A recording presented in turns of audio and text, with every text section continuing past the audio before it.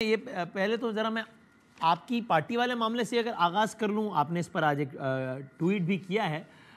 ظاہر ہے مروت صاحب کو کل پارٹی سے باقاعدہ بے دخل کر دیا گیا. Additional secretary general Shamim Naqvi صاحب نے میمو جاری کیا، نوٹس جاری کیا، اور ظاہر انہوں نے کہا خان صاحب کی ہدایت پر ایسا کیا ہے.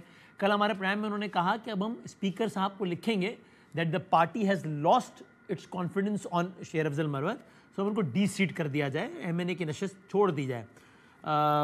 آپ نے اس پر ایک ٹویٹ بھی کیا. سو ابھی شوکت یوسف زئی صاحب کہتے ہیں کہ جناب یہ اس پر نظر ثانی کرنی چاہیے. آپ کو کیا لگتا ہے کہ یعنی پھر ایسا نہیں ہے کہ جناب پارٹی کا ڈسپلن کے حوالے سے اگر کوئی مثالیں سیٹ نہیں ہوئی تو پھر پارٹی میں اور مسائل بہت بڑھ جائیں گے؟ کیونکہ آپ کا ٹویٹ بھی کبھی خلاصہ یہ ہے کہ تھوڑی سی مہربانی کریں، اتنے ایکسٹریم ایکشن کی طرف نہ جائیں. آپ کی یہ سوچ کیوں ہے؟ آپ کے خیال میں مروت صاحب ڈسپلنری اس حوالے سے کچھ انہوں نے غلطیاں نہیں کی کیا؟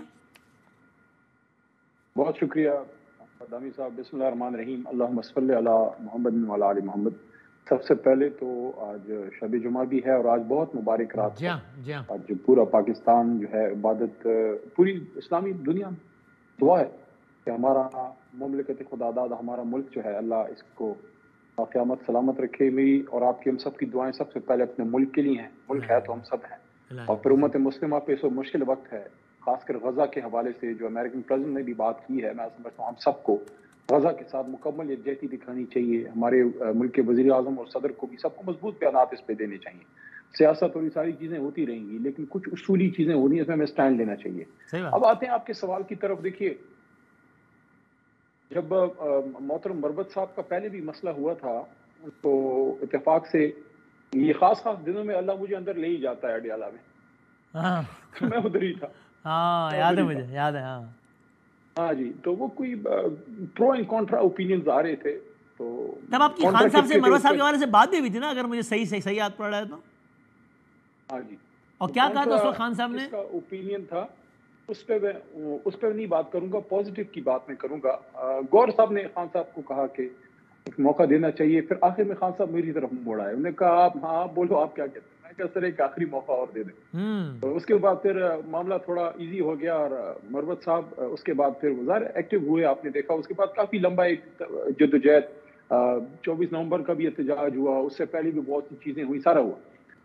ابھی جو موجودہ واقعہ ہوا ہے، دیکھیں وسیم بھائی، میں یہ سمجھتا ہوں کہ ڈسپلن پہ تو کوئی کمپرومائز نہیں ہونا چاہیے. میری 11 12 13 سال کی پارلیمنٹری تاریخ آپ کے سامنے ہے.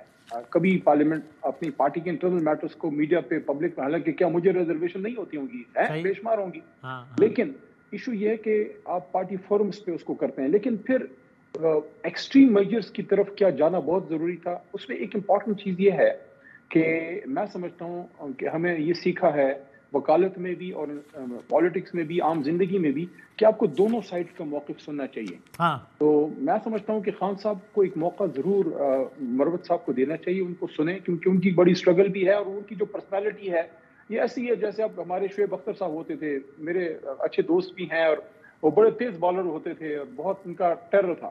اب وہ آپ کا پورا پیکج آتا ہے. اگر آپ کو شعیب اختر چاہیے تو شعیب اختر کی پرسنالٹی کو پورا لینا ہوگا. اگر آپ یہ کہیں کہ بالنگ تو شعیب اختر کی ہو لیکن اخلاق محمد یوسف کے ہوں، ایسا نہیں ہے کہ شعیب صاحب بد اخلاق ہیں، لیکن ان کی ایک ایگریسو پرسنالٹی ہے. ایسا نہ ہو میری اور راولپنڈی ایکسپریس کی لڑائی نہ ہو جائے آج. تو اسی طرح میں سمجھتا ہوں کہ مروت صاحب کی جو پرسنالٹی ہے، وہ ایگریسو آدمی ہے تو ان دنوں کھڑے ہوئے نا. یہ اس ہفتے کی بات ہے، میرے خیال میں پیر والے دن لابی میں پارلیمنٹ ہاؤس میں اتفاق سے ملاقات ہوئی تو مروت صاحب کے ساتھ میں ملا. تو میں نے ان کو کہا کہ دیکھیں مروت صاحب، آپ یہ نہ کہیں کہ آپ برے آدمی ہیں، برے وقتوں میں کام آئے. آپ اچھے آدمی ہیں اس لیے برے وقتوں میں کام آئے، کیونکہ اچھا آدمی برے وقت میں کام آتا ہے، اور برا آدمی جو ہے وہ برے وقت میں پیٹ میں چھرا گھونپتا ہے، یا پارٹی چھوڑ کے بھاگ جاتا ہے، یا آپ کا نام بیچتا ہے، یا ووٹ بیچتا ہے. بہرحال to cut the long story short, میں سمجھتا ہوں کہ ڈسپلن پہ کمپرومائز نہیں ہونا چاہیے، لیکن ان کو ایک موقع دینا چاہیے کہ وہ اپنی بات کریں. اور اس کے لیے ایک کمیٹی بھی محترم خان صاحب نے بنائی تھی، جس کے اسد قیصر صاحب ہیڈ ہیں. اسد قیصر صاحب ان کو سن لیں، دیکھتے ہیں کہ کیا اس کا نکلتا ہے. میرے خیال میں ایک اور آخری موقع ضرور دینا چاہیے. ایک اور آخری، آپ نے اچھا کہا. آپ نے آپ خود بھی کوشش کریں گے اگر آپ کو خان صاحب تک رسائی ہو گئی ابھی اگلے ہی کچھ دنوں میں تو میں نے آج محترم گوہر صاحب سے بھی رابطہ کیا، ہمارے صوبائی صدر جناب جنید اکبر خان صاحب سے بھی اور سی ایم جناب گنڈا پور صاحب سے بھی ان کو یہ ریکویسٹ کی کہ مجھے تو یہ لوگ ملنے نہیں دے رہے. 3 مہینے سے جب میں نے وہ 24 نومبر کا احتجاج ہوا نا, اس کے بعد اسمبلی میں نے ایک اسپیچ کی, وہ تھوڑی سی سخت تھی, ظاہر آپ کو کرنی ہے جب آپ کا خون بہا ہے. اس کے بعد 3 مہینوں سے میں ایک طرح سے ڈیالوگ پہ بین ہوں, خان صاحب سے نہیں ملنے دیا جاتا. تو میں پیر والے دن خود بھی جاؤں گا, اگر مجھے موقع ملتا ہے تو میں خود بھی بات کروں گا جیسے پہلے کی تھی. لیکن اس سے پہلے باقی لیڈرشپ کو بھی میں نے ریکویسٹ کی ہے کہ آپ اس کا کوئی تستیہ نکالیں. سارے ہمارے ساتھی اس وقت پارٹی کو یونٹی کی ضرورت ہے. مقابلہ ہمارا گھر کے اندر نہیں ہے, باہر ہے. سارا فوکس عمران خان صاحب کی رہائی پہ اور یہ جوڈیشل کمیشن وغیرہ پہ لگانا چاہیے.